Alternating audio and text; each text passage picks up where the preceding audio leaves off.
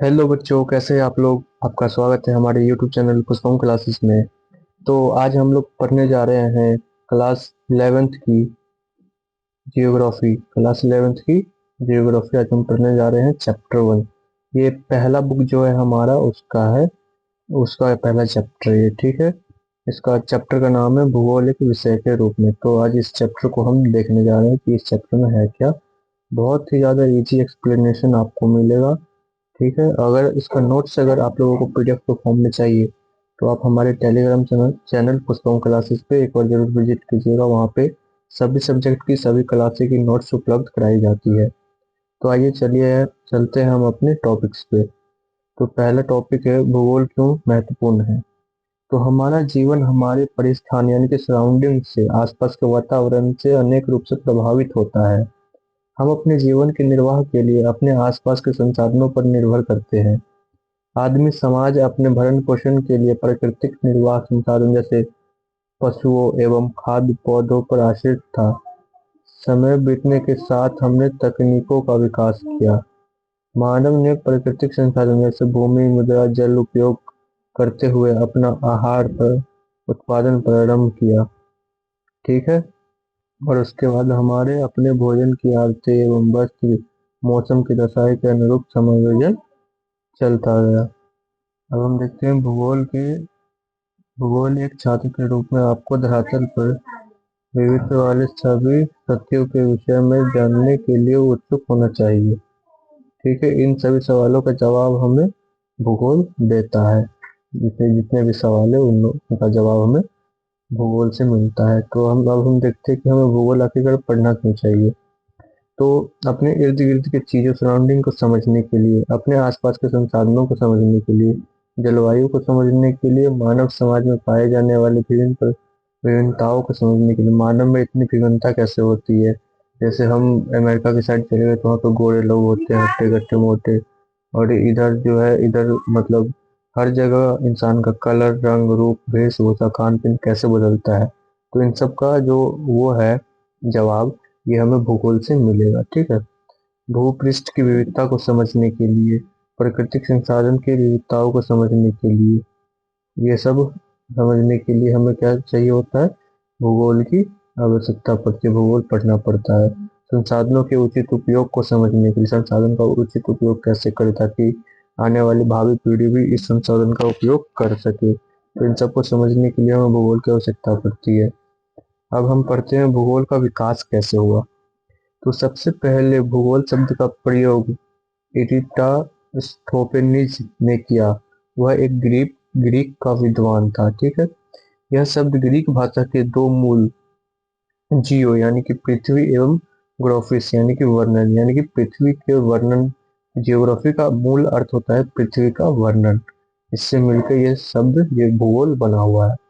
दोनों को एक साथ रखने पर इसका अर्थ बनता है पृथ्वी का वर्णन, ठीक है। अब पृथ्वी को मानव के आवास के रूप में देखा जाता है। मानव का आवास है पृथ्वी। विद्वान भूगोल को मानव के निवास के रूप में पृथ्वी का वर्णन करते हैं। जो बड़े बड़े विद्वान हुए हैं वो भूगोल को मानव के विकास के रूप में, मानव के रहने का स्थान के रूप में क्या करते हैं, प्रदर्शित करते हैं। अब हम देखते हैं पृथ्वी आखिरकार है क्या। तो पृथ्वी हमारा आवास है। पृथ्वी हमारा आवास है, यह पृथ्वी पर रहने वाले अन्य छोटे बड़े प्राणियों का भी आवास है। पृथ्वी की सतह एक रूप नहीं है, इसकी भौतिक स्वरूप में विभिन्नताएं होती है। यहाँ जैसे कि पर्वत, पहाड़, घाटियां, मैदान, पठार, समुद्र, झील, रेगिस्तान एवं उजड़े हुए वन क्षेत्र, सभी तरह की चीजें पाई जाती है। यहाँ सामाजिक एवं सांस्कृतिक तत्व में भी भिन्नता पाई जाती है। किस पे, पृथ्वी पे। अब हम देखते हैं कि भूगोल क्या है।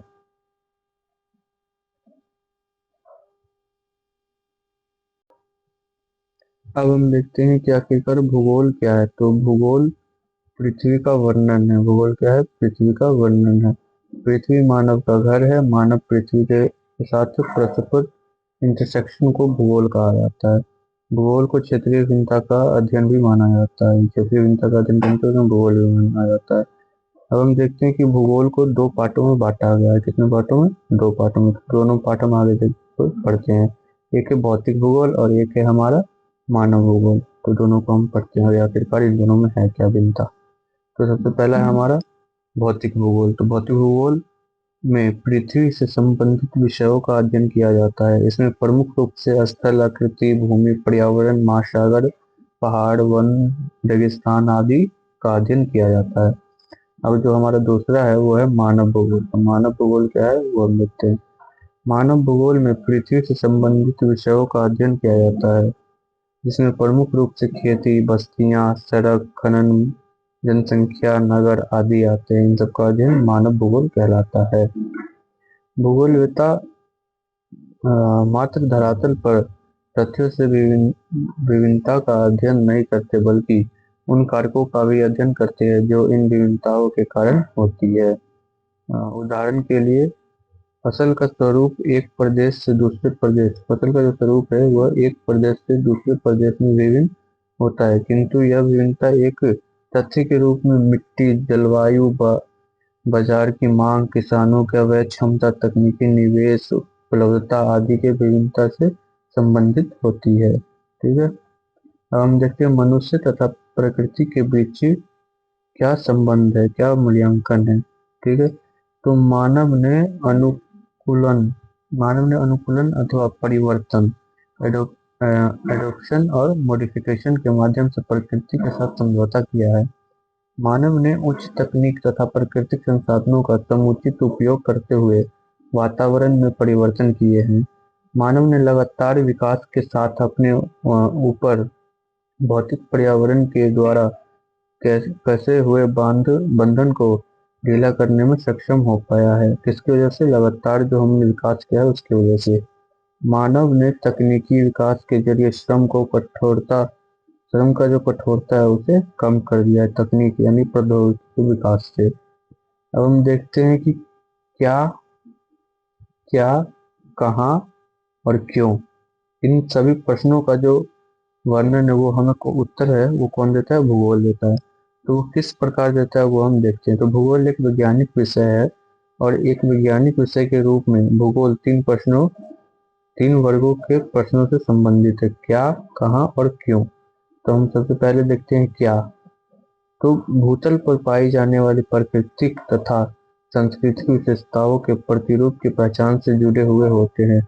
कुछ प्रश्न ऐसे होते हैं जो क्या प्रश्न का उत्तर देते हैं। ठीक है।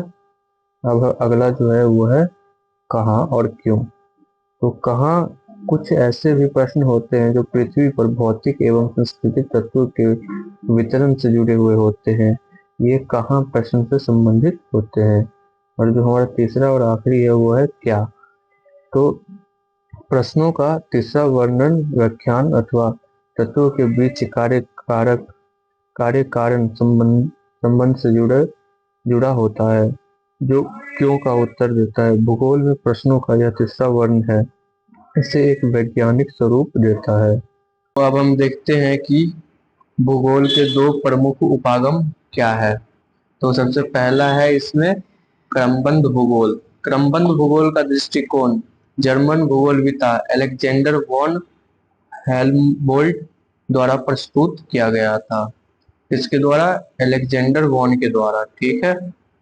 क्रमबद्ध भूगोल एक तथ्य का पूरे विश्व स्तर पर अध्ययन किया जाता है। उसके बाद क्षेत्रीय स्वरूप के वर्गीकृत प्रकारों की पहचान की जाती है।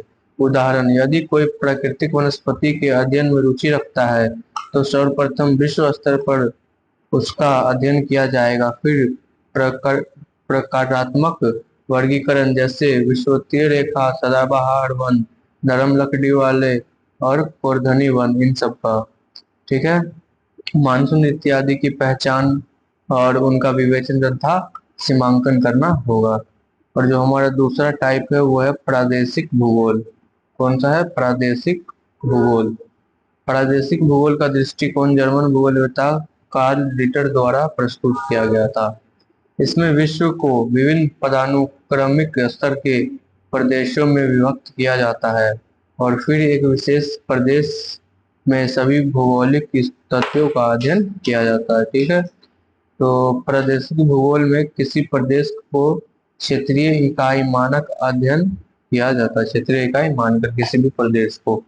अब हम पढ़ेंगे भौतिक भूगोल की प्रमुख शाखाएं, क्या अब हम पढ़ेंगे भौतिक भूगोल की प्रमुख शाखाएं। तो इसमें सबसे पहला है भू आकृतिक विज्ञान।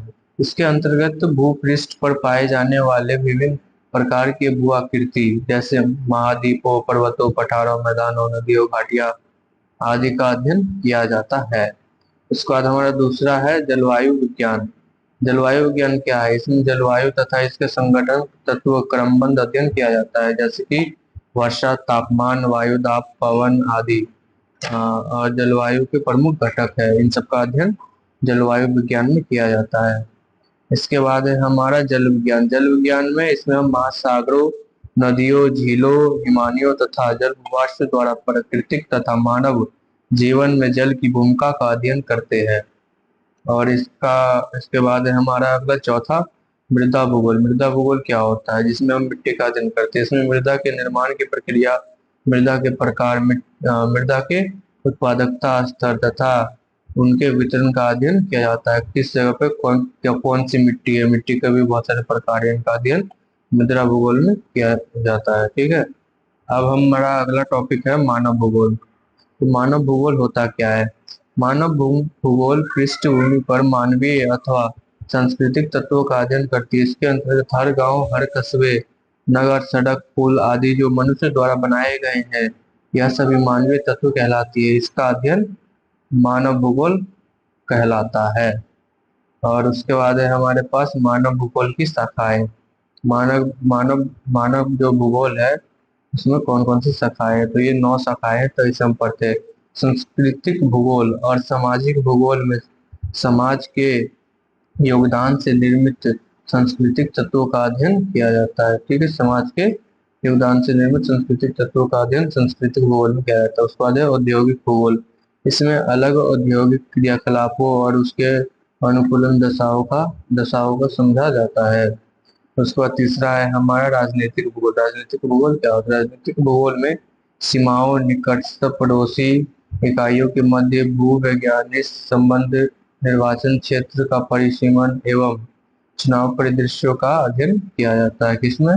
राजनीतिक भूगोल में। ठीक है। उसके बाद है हमारा अगला टॉपिक जनसंख्या भूगोल। जनसंख्या भूगोल में जनसंख्या वृद्धि, उसका वितरण, घनत्व, लिंग अनुपात, प्रवास, व्यावसायिक संरचना, इन सब का अध्ययन किया जाता है जनसंख्या भूगोल में। इसके बाद है कृषि भूगोल। कृषि भूगोल में कृषि के प्रकार तथा उपयोगी दशाओं का वर्णन किया जाता है। अगला है हमारा ग्रामीण भूगोल। ग्रामीण भूगोल में ग्रामीण संरचना और इसकी व्यावसायिक गतिविधियों का अध्ययन किया जाता है कि गांव में कौन कौन से व्यवसाय हो रहे हैं और गांव की कैसी संरचनाएं है। ठीक है। उसके बाद टॉपिक है हमारा नगरीय भूगोल। तो नगरीय संरचना और व्यावसायिक संरचना का अध्ययन किया जाता है। नगर की कैसे संरचना है और इसमें क्या कौन कौन से व्यवसाय यानी कि व्यापार हो रहे हैं, इनके जो अध्ययन है वो नगरीय भूगोल में की जाती है। उसके बाद है हमारा आर्थिक भूगोल। आर्थिक भूगोल में मानव की आर्थिक क्रियाओं जैसे कृषि, उद्योग, पर्यटन, व्यापार एवं परिवहन तथा बस्तियों का अध्ययन किया जाता है। और अगला है हमारा ऐतिहासिक भूगोल। ऐतिहासिक भूगोल में प्रत्येक प्रदेश वर्तमान स्थिति में आने से पूर्व ऐतिहासिक अनुभव, भौगोलिक तत्व, सामयिक परिवर्तन का अध्ययन किया जाता है कि कोई भी प्रदेश वर्तमान स्थिति में आने से पहले कैसी रही होगी। तो आज के लिए इतना ही। Thanks for watching. Please like, subscribe and share my channel.